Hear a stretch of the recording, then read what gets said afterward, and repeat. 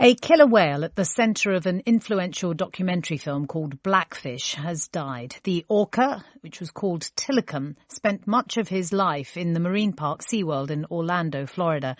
He was responsible for the deaths of 3 people. Here's a clip of the trailer of the film, which raised concerns about keeping killer whales in captivity.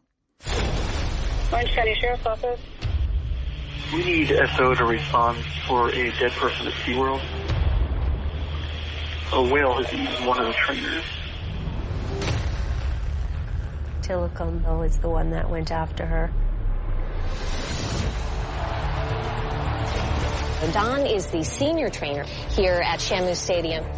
She captured what it means to be a SeaWorld trainer, that it made me realize what happened to her really could have happened to anyone. I've been expecting somebody to be killed by a Tilikum. We weren't told much about it, other than it was trainer error. Well, since the release of that documentary, watched by millions of people, SeaWorld's attendance has significantly dipped, and in March it announced it would end its orca breeding programme.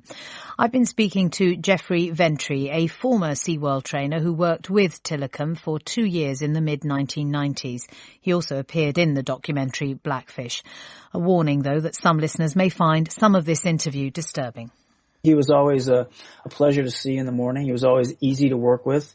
He did kill 3 people, and when I was working there, he'd only killed 1 person at that time, Kelty Byrne, in 1991. So there were special rules for Tilikum. We weren't allowed to swim with Tilikum like I did with other killer whales. He was always cooperative. He was always fun to work with. He was so massively large, probably the largest animal that's ever been in captivity, although there might be some elephants that are close to his size. He was a great animal to work with. He had a very positive attitude. When he killed Dawn in 2010, my first fear was that they'd put the animal down, but fortunately they didn't do that, and he got to live an additional 6 years, although life in captivity for an animal that size is no fun. He was near death 8 months ago in March of 2016. SeaWorld even put out some public relations on it.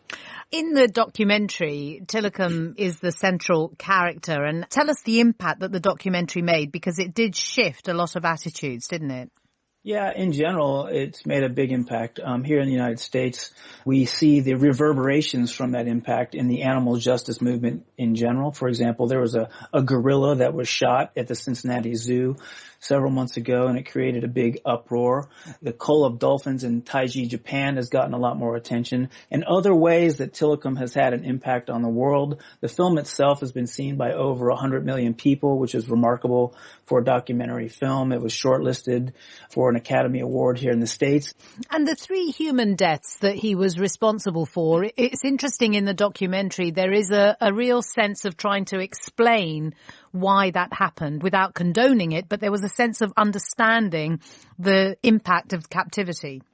Sure. The industry, including at Sealand of the Pacific and SeaWorld, has always tried to portray these events as unfortunate accidents. As portrayed in Blackfish, they tried to blame it on the trainer, at least in federal court. They said Dawn had a ponytail and that's kind of what caused it. But Tilikum had killed 3 times, and based on the brutality of the killings, these were no accidents. He pulled all of them in by either a leg or an arm, and in Dawn's case, actually just brutally mutilated that poor girl, including tearing off her arm, scalping her, and they had to retrieve the arm by prying open his jaws, and that's how they got her arm back. So these were not accidents, as the industry would like to portray. Imagine a life where you could only swim 2 body lengths or take 2 steps, and then you had to turn around and swim the other direction. Tilikum just sat listlessly in his pool for most of every day of his life. He was deconditioned. He had a collapsed dorsal fin. He neurotically chewed off or grinded down all of his teeth. So it's a tragic life for any cetacean, but especially for the largest cetacean ever to be housed in captivity. The people who work for the organisations, the zoos, the marine parks and so on, would defend themselves by saying that they also aim to do valuable conservation work. We've looked at the research that they do. Most of what they do is to perpetuate captivity. In other words, one of their papers is on artificial insemination. If SeaWorld really wanted to contribute, for example, to the endangered southern resident population, they'd get involved with things like salmon restoration and the restoration of river systems. But basically, the research that they do in captivity helps the animals stay in captivity. What's going to happen to the body of Tilikum? I'm hoping that they will have an open necropsy, share tissue samples, take samples of the collagen of their dorsal fins so we can learn why they collapse in captivity, take samples of the cornea of the animal's eyes to understand why looking up at the sun all day causes cataracts, take samples of their skin and internal organs and share with the scientific community. Unfortunately, SeaWorld handles their necropsies in-house, and you'll probably just get a general description of pneumonia as the cause of death. After that, his body will be chopped up, basically, and rendered. That was Jeffrey Ventry, a former SeaWorld trainer.